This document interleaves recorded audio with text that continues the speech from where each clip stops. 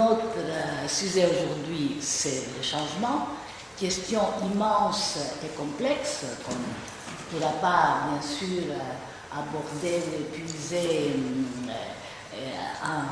dans les 2 heures qui nous sont réparties, d'autant plus qu'Annick et moi avons pensé de focaliser cette fois davantage sur le débat. Ça veut dire d'essayer de faire parler les conférenciers moins et inciter les participants à, s'ils sont inspirés bien sûr, à réfléchir les questions que j'aurais choisi de présenter à partir de leur vécu, soit dans le lieu de travail, soit dans la société.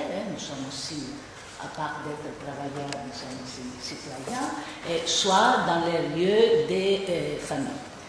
Et donc, les questions qui sont liées à la problématique du changement, comme je l'ai dit, sont immenses. On devrait se poser la question de la définition du changement. C'est quoi? Les changements, ça peut être une rupture. Je mets un point d'interrogation. Est-ce que le changement vient dans la continuité du système ancien? Est-ce que le changement opère par une seule voie, ou il opère par des multiples voies qu'on n'arrive pas à observer parfois? Est-ce que le changement vient de l'intérieur d'une société, d'un organisme? Est-ce qu'il vient de l'extérieur? Est-ce qu'il est posé comme objet, comme objectif des acteurs sociaux d'un organisme? Est-ce qu'il vient d'en bas ou est-ce qu'il vient d'en haut, etc.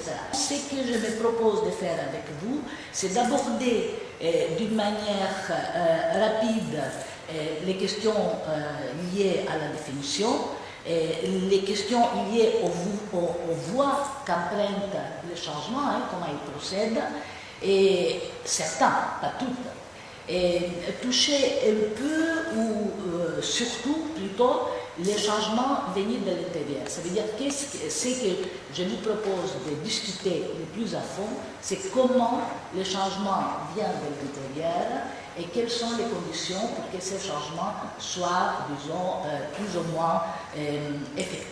Je vous fais subir une intervention pendant 20 minutes, donc elle est courte. On lance le débat. Une première définition, la plus banale, si vous voulez, du changement, c'est la transformation, le passage d'un état vers un autre état. C'est une définition qui implique 2 clarifications. C'est le changement qui opère dans la synchronie, ça veut dire à l'intérieur d'un système, et le changement qui opère dans la diachronie et qui aboutit dans le long terme à des transformations, à des mutations éventuellement profondes du système. Je vous donne un exemple de les changements dans la synchronie. On parle beaucoup de l'individualisme aujourd'hui dans nos sociétés. Or, l'individu, c'est une construction sociale qui a commencé à émerger au XVIIe siècle, au XVIIe siècle avec la modernité, mais l'individu tel qu'il a été progressé entre le XVIIe siècle et le milieu du siècle dernier était toujours intégré dans un collectif. Les grands collectifs, avec un grand C qui était la nation, mais des collectifs plus petits, mais comme les syndicats, les classes sociales, des associations, des grandes associations, etc. L'individu que nous avons aujourd'hui, ça veut dire après 3 siècles de conquête des libertés individuelles, des droits individuels, l'individu que nous avons aujourd'hui est, à mon avis, je parle de mon opinion, est radicalement différent de l'individu qui a été socialisé pendant les 3 siècles. Et là, je pense que nous assistons à des mutations profondes du système qui pourraient nous faire penser que nous changeons de système. Il y a des gens qui parlent de la postmodernité, on ne parle plus de modernité, on parle de la postmodernité. Si on veut aller un peu plus loin, le changement est une signification imaginaire, une idée, une représentation du monde, une valeur pour une société. C'est aussi une pratique sociale et politique, et c'est aussi un objet de pensée. Là, on est dans la définition du changement tel qu'il a émergé à la cité grecque il y a très longtemps, au XVIe siècle, la cité athénienne, et tel qu'il a réémergé après, à partir du XVIIe siècle, pendant la modernité. Donc, cette représentation du changement, elle n'est pas naturelle, toutes les sociétés ne la partagent pas.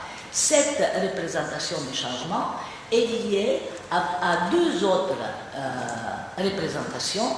Ça veut dire, d'une part, la liberté, la signification de liberté individuelle et collective d'instituer la politique et de faire des choix.